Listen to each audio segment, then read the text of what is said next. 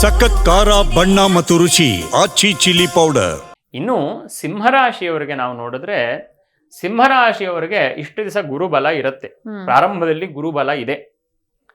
ಆದರೆ ಅಷ್ಟಮ ಶನಿ ಅಂತಂದ್ರೆ ಸಪ್ತಮಾಧಿಪತಿಯಾಗಿ ಅಷ್ಟಮಕ್ಕೆ, ಸಪ್ತಮ ಸ್ಥಾನ ಕಳತ್ರ ಸ್ಥಾನ, ಕುಟುಂಬ ಸ್ಥಾನ, ಗಂಡ ಹೆಂಡತಿಯನ್ನು ತೋರಿಸುವಂತಹ ಸ್ಥಾನ.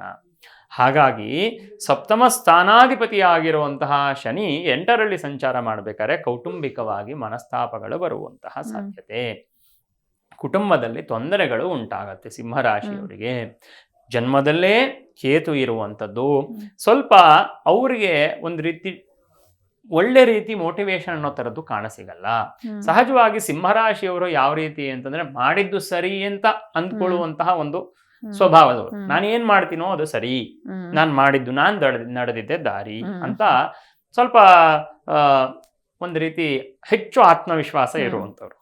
ಹಾಗಾಗಿ ಅವರಿಗೆ ಏನಾಗ್ತದೆ, ಅವರಿಗೆ ಆ ಮೋಟಿವೇಶನ್ ಅನ್ನೋ ಥರದ್ದು ಸ್ವಲ್ಪ ಕಡಿಮೆಯಾಗಿ ಅದರಲ್ಲಿ ಸ್ವಲ್ಪ ತೊಂದರೆ ಉಂಟಾಗುವಂತಹ ಸಾಧ್ಯತೆ ಸಿಂಹರಾಶಿಯವ್ರಿಗೆ ಕಾಣಸಿಗತ್ತೆ.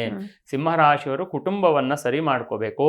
ಕುಟುಂಬದಲ್ಲಿ ಬೇಡದೇ ಇರುವಂತಹ ಮಾತುಗಳು, ಯಾಕಂದ್ರೆ ಸಪ್ತಮ ಸ್ಥಾನದಲ್ಲಿ ರಾಹು ಇದ್ದಾನೆ, ಸಪ್ತಮಾಧಿಪತಿ ಅಷ್ಟಮದಲ್ಲಿ ಸಂಚಾರ ಮಾಡ್ತಿರುವಂಥದ್ದು, ಸ್ವಲ್ಪ ಸಮಸ್ಯೆಯನ್ನ ಮಾಡಿಕೊಳ್ಳುವಂತಹ ಸಾಧ್ಯತೆ ಇದೆ.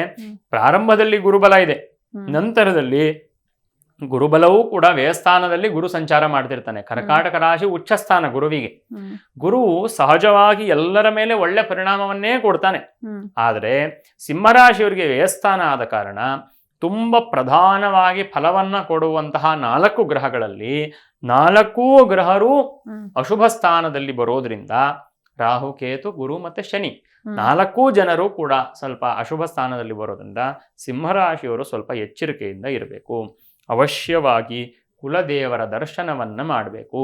ಕುಲದೇವರ ದರ್ಶನ ಮತ್ತೆ ಕುಲದೇವರಿಗೆ ಪೂಜೆ, ದುರ್ಗಾ ಸಪ್ತಶತಿಯ ಒಂದು ಪಾರಾಯಣ ಪುರಶ್ಚರಣೆಯನ್ನ, ಆಂಜನೇಯ ಸ್ವಾಮಿಗೆ ನಿತ್ಯದಲ್ಲಿ ಒಂದು ಹನುಮಾನ್ ಚಾಲೀಸ ಪಾರಾಯಣ ಆಗಿರಬಹುದು, ಆಂಜನೇಯ ಸ್ವಾಮಿಯ ದೇವಸ್ಥಾನದಲ್ಲಿ ದರ್ಶನ ಮಾಡುವಂಥದ್ದು, ಇದನ್ನ ಅವಶ್ಯವಾಗಿ ಸಿಂಹರಾಶಿಯವರು ಮಾಡಬೇಕಾಗತ್ತೆ.